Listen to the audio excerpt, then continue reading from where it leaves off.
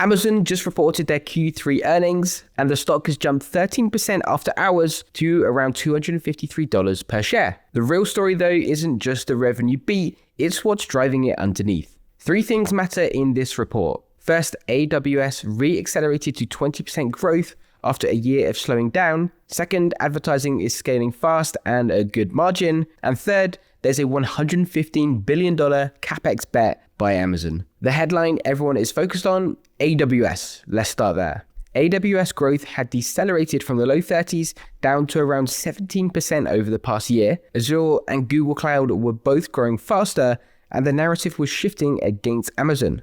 This quarter, $33 billion in revenue with 20% year-over-year growth, the fastest rate since early 2022, and it beat the street estimates.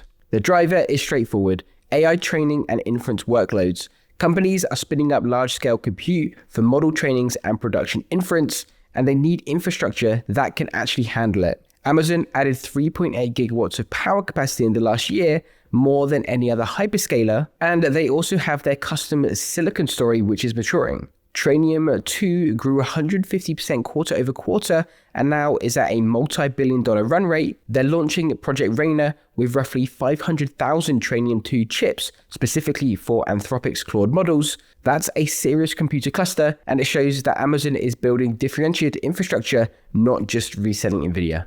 AWS is very important for Amazon. It's only 18% of total revenues, but generates over 60% of operating income. The margin profile here funds everything else Amazon can do. If this 20% growth rate holds, it can completely reshape the company's valuation story. But AWS doesn't operate in isolation. The retail business needs to at least hold steady, so let's look at what's happening there. On the retail side, North America did $106 billion in sales, up 11%. International came in at $41 billion, up 14%. Solid execution, nothing surprising here. But advertising hit $17.7 billion with 24% year-over-year growth. Now that's a $70 billion plus annualized business growing faster than AWS. Why this matters? Amazon's ad platform is a closed-loop system with first-party purchase data. The targeting is deterministic, not probabilistic, and because it's at the point of purchase intent, someone's literally searching for products to buy, conversion rates are higher than social or digital display advertising. Basically, that means very high margins. A huge percentage of every ad dollar drops almost directly to operating income with minimal incremental cost. Amazon's also deploying more intelligence in the shopping experience. Rufus, their AI shopping assistant, had 250 million users this quarter. Customers using it have a 60% higher purchase completion rate. That's using LLMs to reduce search friction and increase basket size, a pretty clean application of generative models in a high intent environment. On the logistics side, they're expanding same-day delivery to 2,300 communities and hitting record prime delivery speeds. The fulfillment network keeps getting more efficient, which compounds the retail margin story over time. Now, reported operating income was flat year over year at $17.4 billion. That includes $2.5 billion for an FTC settlement and $1.8 billion in severance charges. Strip those out, and adjusted operating income would have been $21.7 billion, up 25% year over year. So retail's executing, AWS is reaccelerating, but there's this massive CapEx deployment that we need to talk about. Amazon spent $115 billion on property and equipment over the trailing 12 months.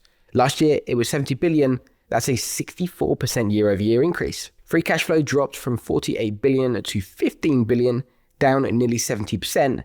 They're essentially redirecting all their operating cash flow into infrastructure buildout. What are they actually buying? Data centers, power infrastructure, cooling systems, networking gear. They're also reinvesting heavily into custom silicon to reduce dependency on NVIDIA and improve unit economics over time. The CEO, Jassy's thesis is clear: whoever owns the infrastructure layer captures the value in AI.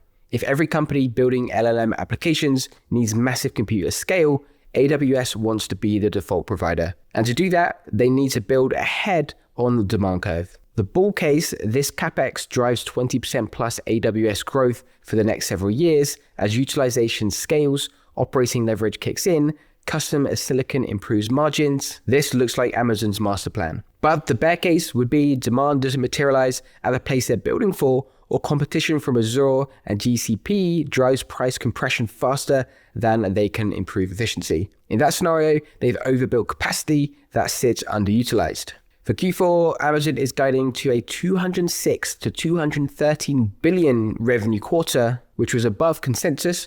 Operating income guidance is $21 to $26 billion. So here's where we are. AWS is back at 20% growth driven by AI compute. Advertising is at 24% growth and is a higher margin fuel. And then there's a $115 billion CapEx bet, which is aiming to cement their infrastructure position. I'm an Amazon shareholder.